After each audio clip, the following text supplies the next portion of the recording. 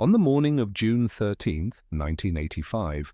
Aldrich Hazen Ames, a 44-year-old CIA counterintelligence officer assigned to the Soviet European Division, walked into the fourth-floor offices at CIA headquarters in Langley, Virginia, carrying a brown leather briefcase that would later be described by federal prosecutors as containing approximately 5 to 7 pounds of classified documents.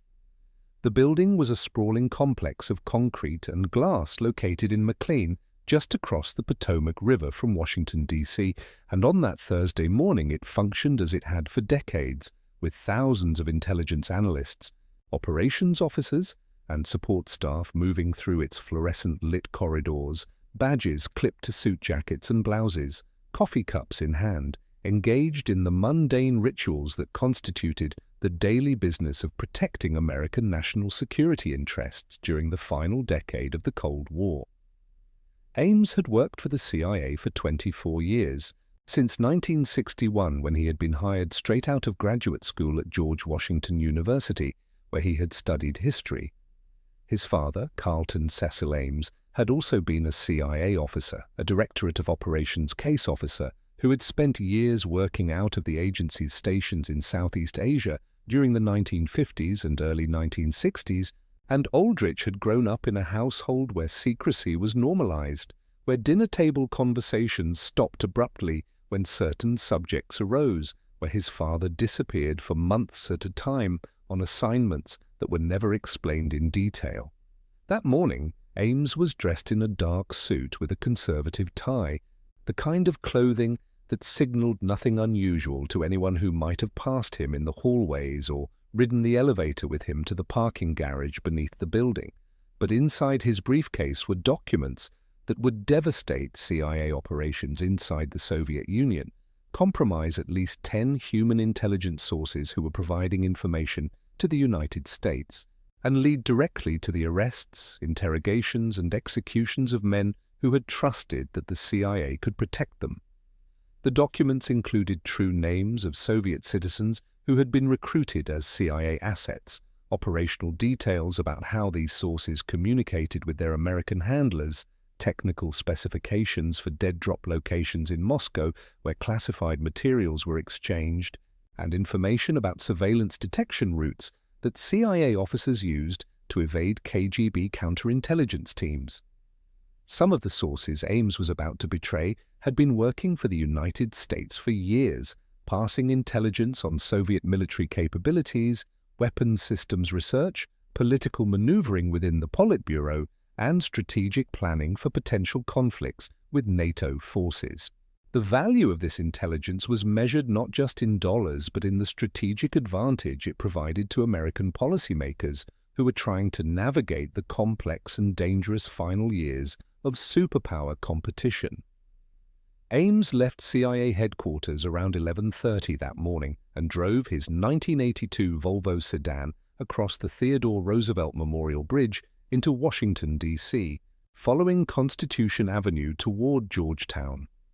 Traffic was moderate for a weekday, and Ames kept his speed steady, his eyes checking the rearview mirror periodically in a gesture that had become automatic after 2 decades of training in counterintelligence procedures. He parked near 31st Street and walked 3 blocks to Chadwick's, a popular restaurant and bar located on the waterfront, a place known for its business lunch crowd and its proximity to the embassies and government offices that dominated the Georgetown neighborhood. The restaurant occupied a renovated warehouse with exposed brick walls and wooden beams, dim lighting even during daylight hours, and a layout that included multiple dining areas and semi-private booths that offered a degree of acoustic privacy. Ames arrived at Chadwick's at approximately 12:15 and took a seat at the bar, ordering a bourbon on the rocks. He was not meeting anyone for lunch, at least not officially. What he was doing was waiting for Sergei Dmitrievich Chuvakin, a Soviet diplomat assigned to the Soviet embassy on 16th Street Northwest, a man who presented himself as a low-level arms control specialist, but who, in reality, functioned as a contact officer for the KGB, the Committee for State Security, the Soviet intelligence service responsible for foreign espionage operations, and domestic counterintelligence. Ames had met Chuvakin 3 times before, beginning in April of that year, meetings that the CIA had authorized as part of Ames's official duties within the Soviet European Division, where his job involved managing relationships with Soviet officials who might be susceptible to recruitment as intelligence sources for the United States. The CIA's understanding of these meetings was that Ames was attempting to assess Chuvakin's potential as a recruitment target, engaging him in conversations about arms control policy, gauging his level of access to sensitive information within the Soviet government, building rapport that might eventually be exploited for intelligence purposes. What the CIA did not know was that Ames had already made his decision to betray the United States, that he had approached the Soviets on his own initiative in April of 1985, and that the meetings with Chuvakin were being used to pass classified information directly to KGB handlers in Moscow. The motivation, according to Ames's later testimony during his debriefing sessions with FBI agents after his arrest in 1994, was primarily financial. Ames was deeply in debt, struggling to maintain a lifestyle that exceeded his government salary, supporting a second wife, and dealing with the financial fallout from his divorce, and the Soviets had offered him money in exchange for information, starting with $50,000 for his initial approach and escalating to payments that would eventually total more than $2.7 million over the next 9 years. Chuvakin entered Chadwick's at approximately 12:35, dressed in a grey suit with a white shirt and dark tie, carrying a black leather portfolio case that resembled the kind used by lawyers or business consultants. He was in his late 30s, with thinning dark hair and wire-rimmed glasses, and he moved through the restaurant with the careful neutrality of someone trained to avoid drawing attention. He nodded to Ames as he approached, and the two men shook hands briefly before Chuvakin took a seat at the bar, 2 stools away from Ames, ordered a soda water with lime, and opened his portfolio case as if reviewing documents related to his official work at the embassy. The exchange took less than 3 minutes. Ames placed his briefcase on the floor between his stool and Chuvakin's. Chuvakin placed his portfolio case next to it, and when both men stood to leave approximately 5 minutes later, each picked up the other's container and walked out separately. Ames returning to his Volvo with Chuvakin's portfolio, and Chuvakin departing in a black ZIL sedan with diplomatic plates, carrying Ames's briefcase full of classified CIA documents. The immediate consequence of that exchange would not become apparent to the CIA for several months, but by late summer and early fall of 1985, the Soviet European Division began noticing anomalies in its Moscow operations. Sources who had been reliably reporting intelligence for years suddenly went silent. Scheduled meetings at dead-drop locations were missed without explanation. CIA officers conducting surveillance detection routes in Moscow reported unusual patterns of KGB interest, with counterintelligence teams appearing at locations that should have been secure. Burton Lee Gerber, the chief of the Soviet European Division at that time, later described the situation in congressional testimony as a progressive realization that something catastrophic had occurred, that the division's operational security had been fundamentally compromised, but without any clear understanding of how or by whom. The first confirmed loss was Sergei Mikhailovich Motorin, a KGB officer assigned to the Soviet embassy in Washington, who had been recruited by the FBI in 1982 and who had been providing intelligence on KGB operations in the United States. Motorin was recalled to Moscow in October of 1985 under the pretext of a routine personnel rotation, arrested upon his arrival at Sheremetyevo Airport, interrogated for several weeks at Lefortovo prison, tried in a closed military tribunal, convicted of treason under Article 64 of the Russian Soviet Federative Socialist Republic Criminal Code, and executed by firing squad in May of 1986. The second confirmed loss was Valery Fedorovich Martinov, another KGB officer who had been working for the FBI since 1982, passing information about Soviet intelligence activities in the Washington area. Martynov was also recalled to Moscow in late 1985, arrested, interrogated, tried, and executed in May of 1986. The pattern continued through the fall and winter of 1985 and into 1986.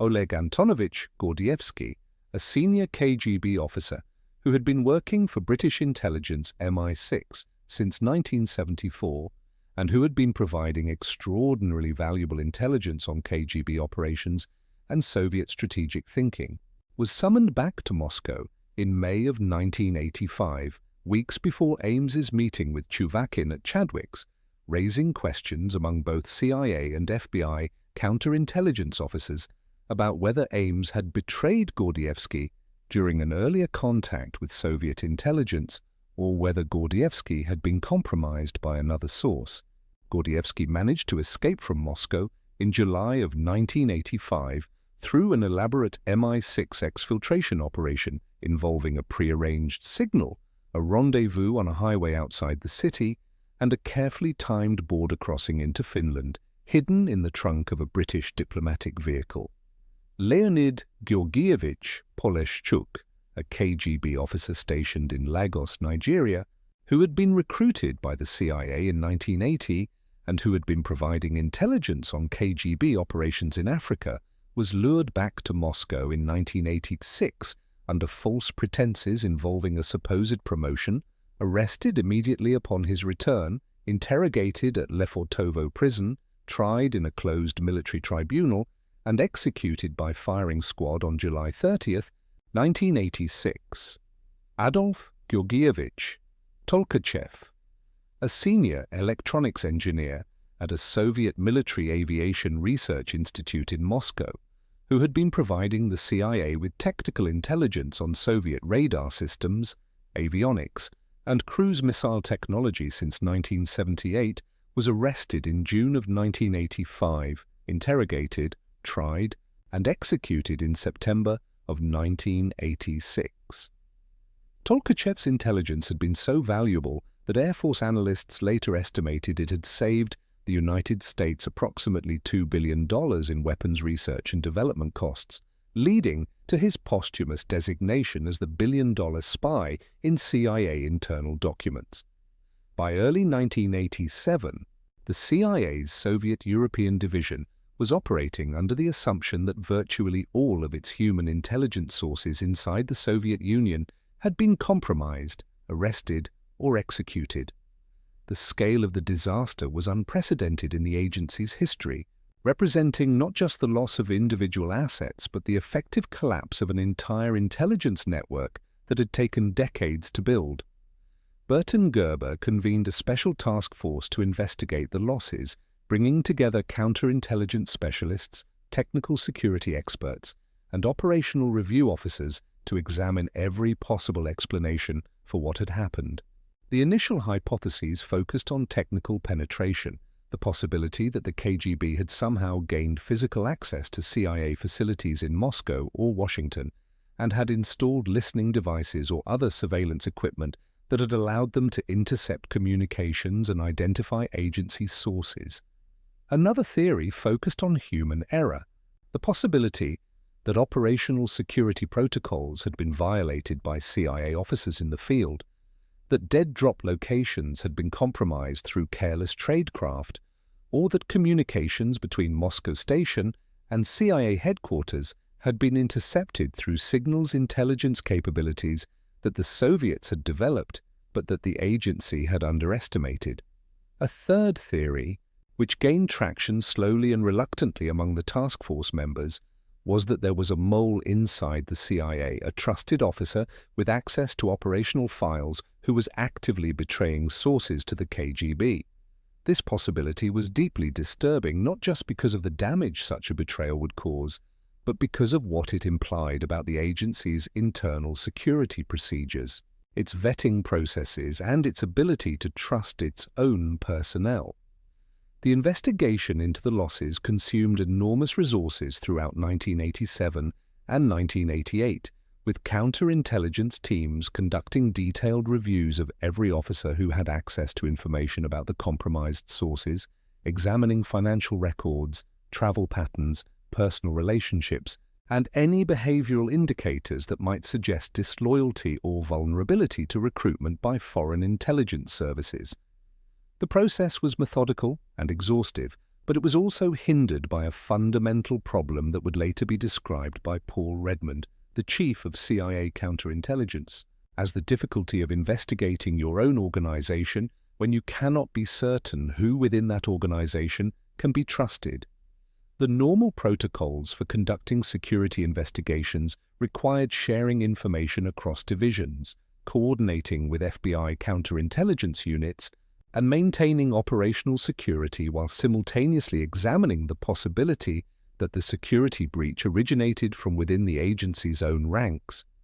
Meanwhile, the KGB was conducting its own operations to protect Aldrich Ames and to obscure the source of the intelligence windfall that had allowed them to roll up the CIA's Moscow network.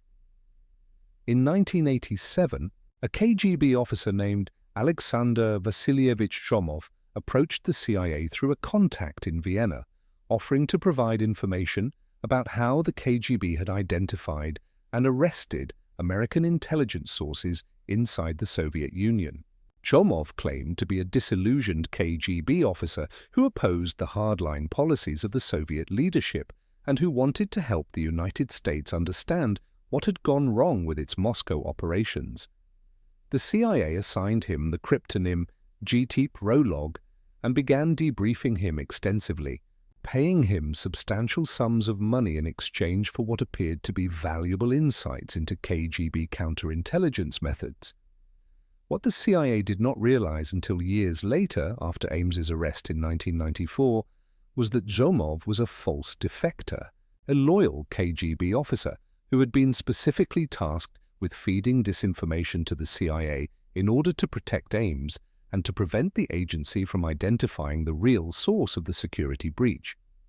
Shomov provided elaborate explanations for how the KGB had detected CIA sources through superior surveillance techniques, through technical penetrations of American facilities, through the exploitation of communications vulnerabilities, through any explanation except the truth, which was that a CIA officer with direct access to operational files had simply handed over the names and details to Soviet intelligence. The disinformation campaign was sophisticated and sustained, continuing through 1988 and 1989, and it succeeded in diverting CIA counterintelligence resources away from the internal investigation that might have identified Ames years earlier. During this same period, Aldrich Ames was living a lifestyle that should have raised immediate red flags among his colleagues and supervisors, but that somehow escaped serious scrutiny for years. In 1985, shortly after his first payments from the KGB, Ames purchased a house in Arlington, Virginia, for $540,000, paying cash. He drove expensive cars, wore Italian suits, took international vacations, and displayed a level of affluence that was obviously inconsistent with his CIA salary of approximately $60,000 per year. When colleagues asked about his apparent wealth, Ames explained that his wife, Rosario Casas Ames, whom he had married in 1985, came from a wealthy Colombian family and that her inheritance had provided the funds for their lifestyle.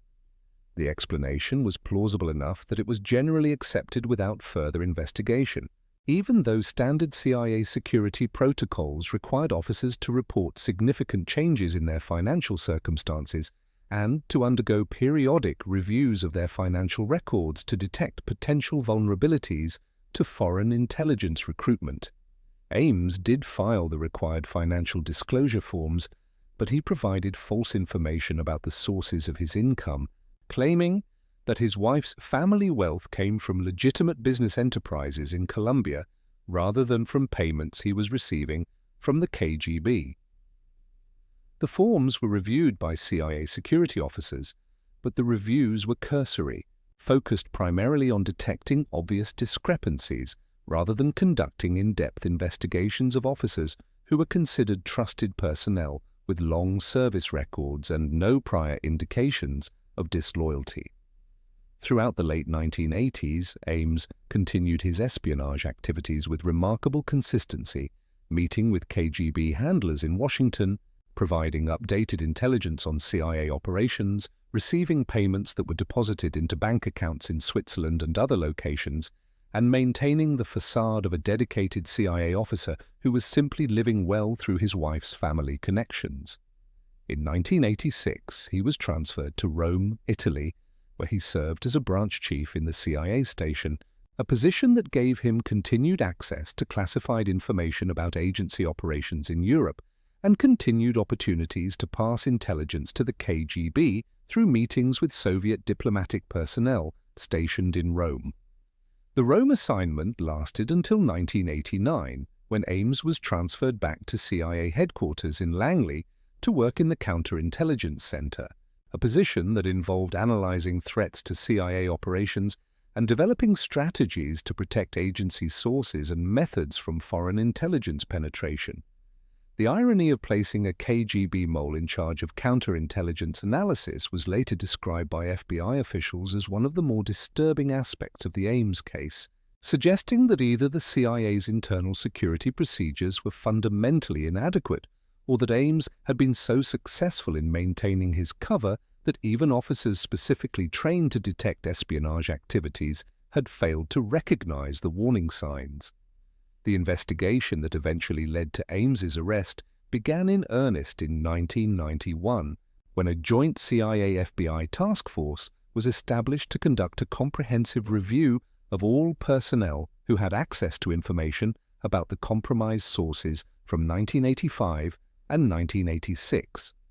The task force, led by FBI Special Agent Leslie Weiser and CIA Counterintelligence Officer Jean Vertefeuille, began by creating a list of approximately 190 officers who had worked in positions where they could have accessed the relevant operational files. The list was gradually narrowed through financial analysis, polygraph examinations, behavioral assessments, and detailed reviews of work patterns and access logs. By 1992,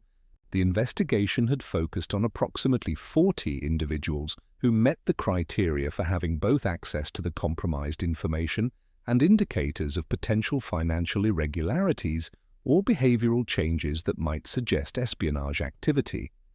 Aldrich Ames was on that list, but he was not initially considered a primary suspect because his financial explanations had been generally accepted and because his work performance, while not exceptional, had not raised serious concerns among his supervisors. The breakthrough came in October of 1992, when FBI financial analysts conducting a detailed examination of Ames's bank records discovered deposits totaling more than $1.3 million that could not be explained by his CIA salary or by his wife's claimed family inheritance. The deposits had been made over a period of several years, often in amounts just below the $10,000 threshold that would have triggered automatic reporting requirements under federal banking regulations, suggesting that whoever was making the deposits understood financial surveillance procedures and was deliberately structuring transactions to avoid detection. Additional analysis revealed that Ames had made large cash purchases, including the house in Arlington, luxury automobiles, and expensive jewelry, and that his spending patterns had increased dramatically beginning in 1985, precisely when the CIA's Moscow sources had begun to be compromised. The financial evidence was compelling but not conclusive, and the FBI needed additional proof before seeking authorization for electronic surveillance or physical searches of Ames's home and office. The decision was made in May of 1993 to place Ames under intensive surveillance, with FBI special agents monitoring his movements, photographing his activities, and documenting his contacts with foreign nationals. The surveillance operation was conducted with extraordinary care to avoid alerting Ames to the fact that he was under investigation, with agents using multiple vehicles, rotating personnel, and employing sophisticated technical equipment to track his location without maintaining obvious physical proximity. Over the next several months, The surveillance teams observed Ames making unexplained trips to specific locations in the Washington area, including parks, shopping centers, and residential neighborhoods where he appeared to be conducting counter-surveillance activities, checking for tails and making brief stops that suggested he might be servicing dead drops or leaving signals for KGB handlers. On October 13, 1993, FBI surveillance teams observed Ames making a chalk mark on a mailbox at the intersection of 37th Street and R Street Northwest in Georgetown, a classic signaling technique used in espionage tradecraft to indicate to a handler that an asset has information to pass or needs to arrange a meeting. The chalk mark was photographed, documented, and monitored, and within 24 hours a Soviet diplomatic vehicle was observed in the same area, with a passenger making a brief stop near the mailbox to check for signals. The observation provided the first direct evidence linking Ames to active espionage activities and established probable cause for seeking judicial authorization to conduct searches and electronic surveillance. On November 1, 1993, FBI special agents followed Ames and, separately, a known Russian intelligence officer to Bogota, Colombia, where both men had traveled under different pretexts. Ames was in Bogota ostensibly to conduct routine liaison work with Colombian intelligence services as part of his official CIA duties. The Russian officer was in Bogota officially to attend a diplomatic conference. Surveillance teams observed both men in the same hotel, though they did not appear to meet directly, and analysis of hotel records later revealed that they had been in Bogota at overlapping times on at least 2 previous occasions, suggesting a pattern of clandestine meetings conducted outside the United States, where CIA and FBI surveillance capabilities were more limited. The evidence was now sufficient to support an arrest, but the FBI and CIA wanted to wait for additional confirmation and to time the arrest in a way that would maximize the intelligence value of whatever materials might be seized during searches of Ames's home and office. The decision was made to arrest Ames on February 21, 1994, just before he was scheduled to depart for a CIA-sponsored trip to Moscow, a trip that would have given him access to classified briefings and current operational information that he could have passed to his KGB handlers. The arrest was conducted at approximately 9:30 in the morning as Ames was leaving his home in Arlington to drive to CIA headquarters. FBI agents blocked his driveway with unmarked vehicles, approached his car with weapons drawn, and took him into custody without incident. His wife, Rosario, was arrested simultaneously inside the house. The searches conducted that day and over the following weeks produced overwhelming evidence of Ames's espionage activities, including classified documents in his home office, computer files containing encrypted communications with Russian intelligence officers, bank records documenting payments totaling more than $2.7 million, and notes in Ames's handwriting listing the names of CIA sources and operational details. During his initial interrogation by FBI agents, Ames invoked his right to remain silent and requested an attorney, but after several days of negotiation with federal prosecutors, he agreed to cooperate in exchange for a plea agreement that would spare his wife from a lengthy prison sentence. The debriefing sessions that followed over several weeks produced a detailed confession in which Ames described his espionage activities from April of 1985 through his arrest in February of 1994. He acknowledged that he had betrayed more than 100 CIA and FBI sources and operations, though he claimed that he did not remember all of the specific names and details because the volume of classified information he had provided to the Soviets had been so extensive. He explained that his primary motivation had been financial, that he had been deeply in debt in 1985 and had seen espionage as a solution to his problems, and that once he had begun passing information to the KGB, he had found it impossible to stop because of the payments he was receiving and because of the leverage the Soviets held over him through their knowledge of his betrayal. He expressed regret for the consequences of his actions, acknowledging that the sources he had betrayed had been executed or imprisoned, but he also attempted to justify his behavior by claiming that he had rationalized it at the time as relatively harmless because he believed the Cold War was ending and that the intelligence he was providing would not result in serious harm to American interests.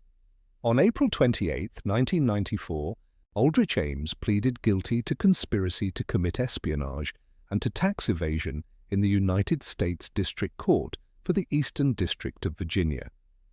He was sentenced to life imprisonment without the possibility of parole, and he was transferred to the Federal Correctional Institution in Terre Haute, Indiana, where he would later be moved to the Federal Correctional Institution in Cumberland, Maryland. Rosario Ames pleaded guilty to conspiracy to commit espionage and tax evasion and was sentenced on October 20, 1994, to 63 months in federal prison, a sentence that reflected her cooperation with investigators and the assessment that while she had been aware of her husband's activities and had benefited financially from them, she had not been directly involved in passing classified information to Soviet intelligence. The damage assessment conducted by the CIA and FBI in the months following Ames's arrest concluded that his espionage had resulted in the compromise of at least 10 human intelligence sources who were subsequently executed by Soviet authorities, the compromise of dozens of additional operations that had to be terminated or restructured, and the effective collapse of the CIA's human intelligence network inside the Soviet Union during a critical period in the final years of the Cold War.